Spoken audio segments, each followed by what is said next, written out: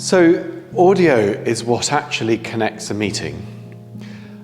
The importance of audio is fundamental to feeling a sense of belonging in a meeting, a sense of belonging in the meeting space.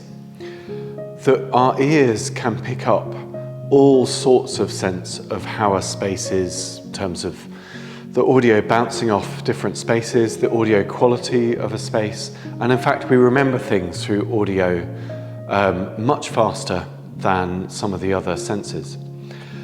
And so it's really important that you think about the audio for each meeting.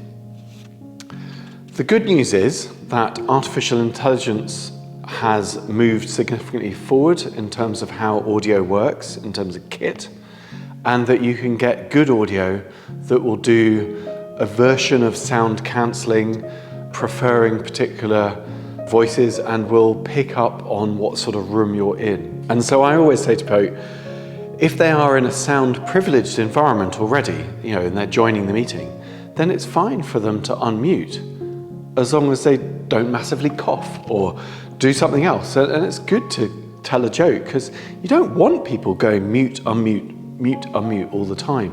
It's clunky. But you do want to be able to point out who's up for speaking next. And so there is an importance of making sure that everybody can hear everyone. And so at the beginning of every meeting, going around and making sure that everyone says who they are.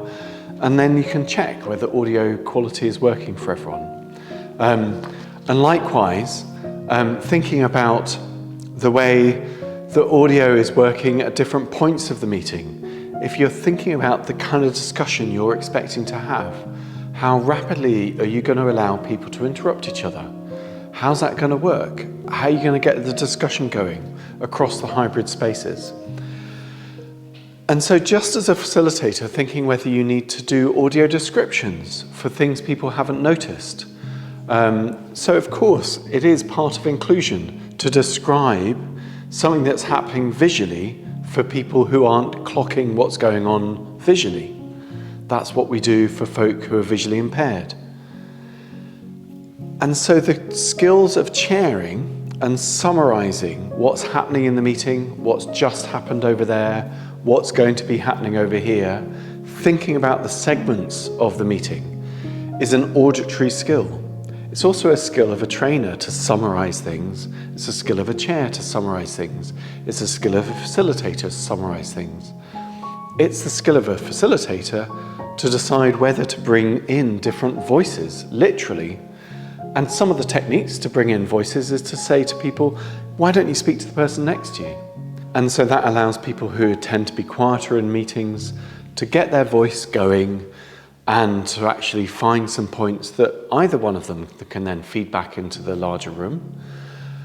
So there are all sorts of skills here which are about the auditory value of a meeting.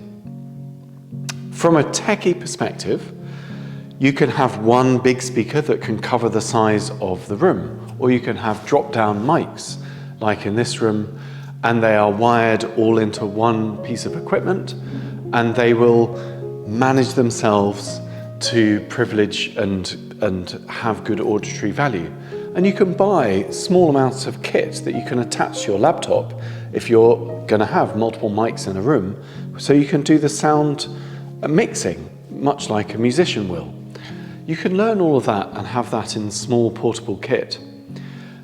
The kit that we recommend for sure is the flexible kit, and you can get small speaker mics like the Jabras that speak to each other, and they use Bluetooth technology to speak to each other and work across a large room.